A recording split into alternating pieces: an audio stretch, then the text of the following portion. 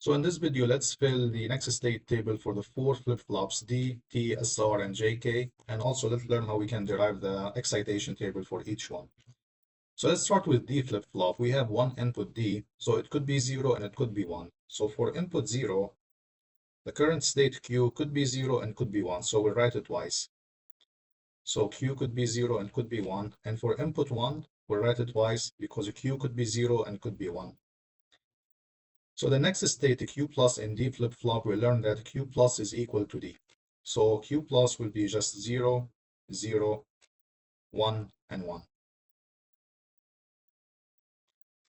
So for D flip-flop, we also have one input D. So we have two possible states. 0, we'll write it twice because the current state could be 0 and could be 1.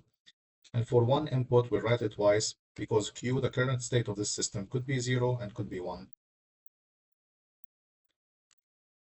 So the next state, when T is 0, we have hold. So the next state will be the same as the previous state. So for the first two rows, we'll have 0 and 1. So this we call it the hold state. And then when toggle is 1, so the next state will be the complement of the previous state. So when Q is 0 and T is 1, the next state will be 1. When Q is 1, the next state will be 0. So this is our toggle option. For the SR flip-flop, we have two inputs, S and R. So that means we have four possible combinations. So 0, 0, we're going to write it twice because the current state could be 0 and could be 1. We have 0, 1.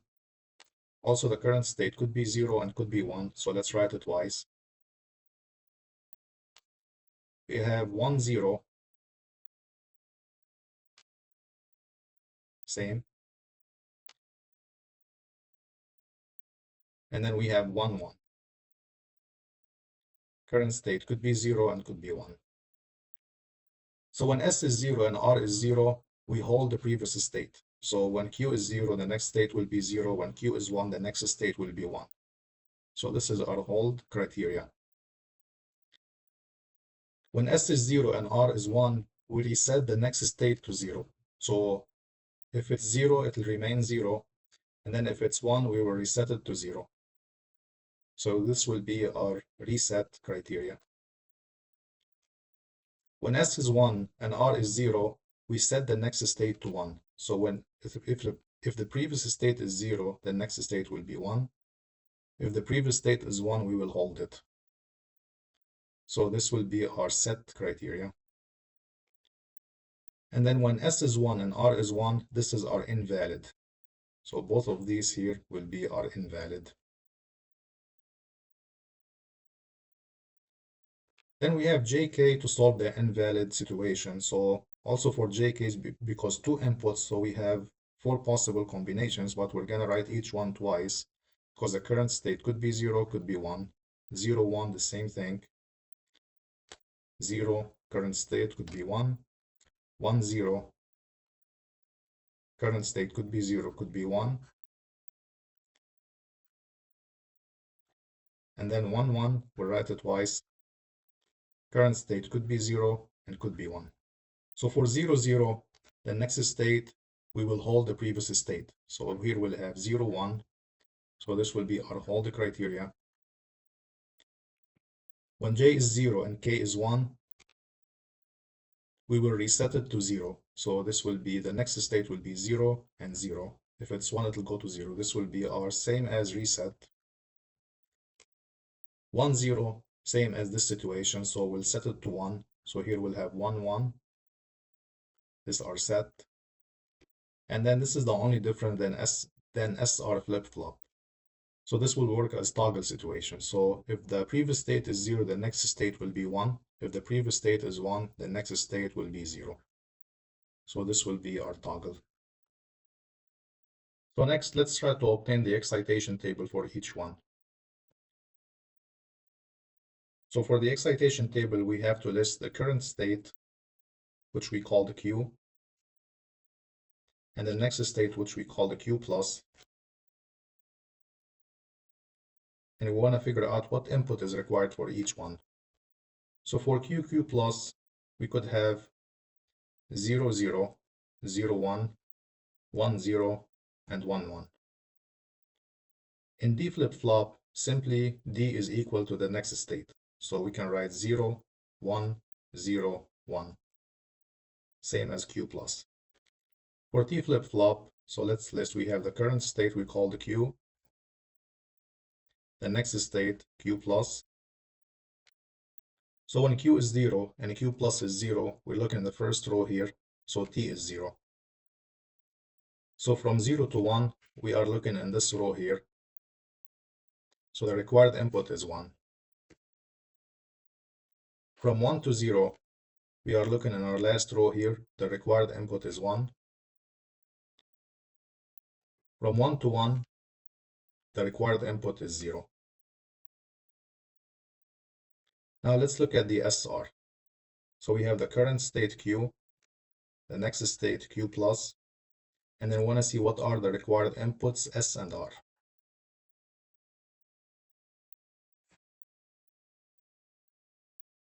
So the combinations here are the same.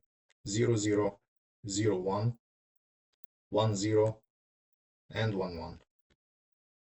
So first for 0, 0, Q is 0 and Q plus is 0, we have to look in two areas. We have in this area here 0, 0, and we have in this area here 0, 0. So let's look what's happening.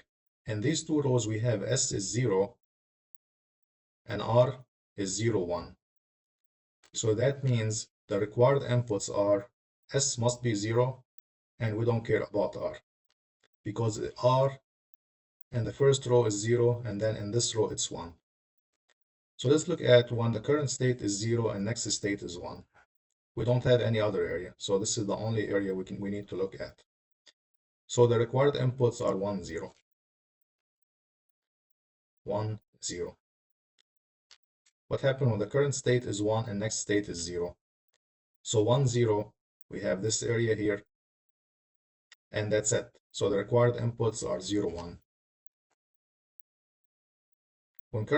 Lastly, when current state is 1 and next state is 1.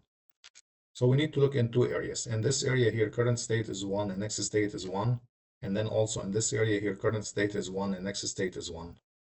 So in these two areas, if we look at S and R, so R is 0, and we don't care about S because in this row here it's 0, and this row here it's 1. So that's why for this situation here, we say R must be 0, and we don't care about S. So next, let's do the excitation table for JK. So we have the current state, the next state, and want to figure out the required inputs J and K.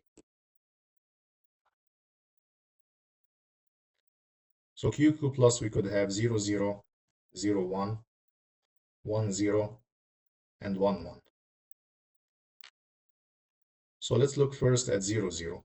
When the current state is 0 and next state is 0. So we have in this area here, current state is 0, next state is 0, and also we have it in this area here.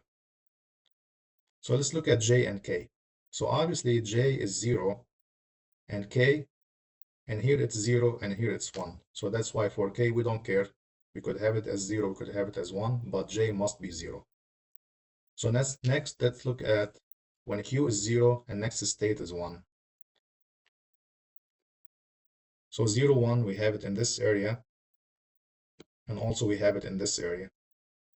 So same approach, let's look at J and K. So J is 1, but K one time it's 0 and one time it's 1. So we don't care about K, but J must be 1.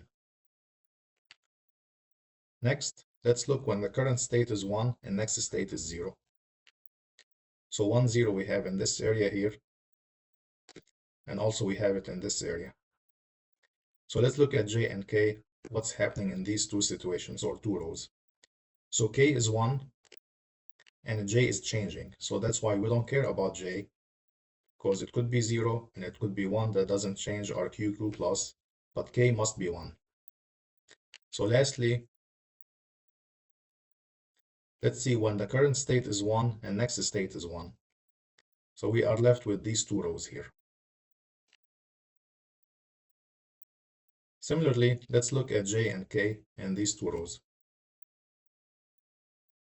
So K is 0, but J is changing. So we don't care about J. K must be 0. So this is how we can derive the excitation table from the next state table for all 4D flip-flops. I hope this was helpful. Thanks for watching. Enjoyed this video? Subscribe to the Computer Engineering Notebook for more tutorials on computer architecture, embedded systems, and hardware design. And hit the bell to catch the next one.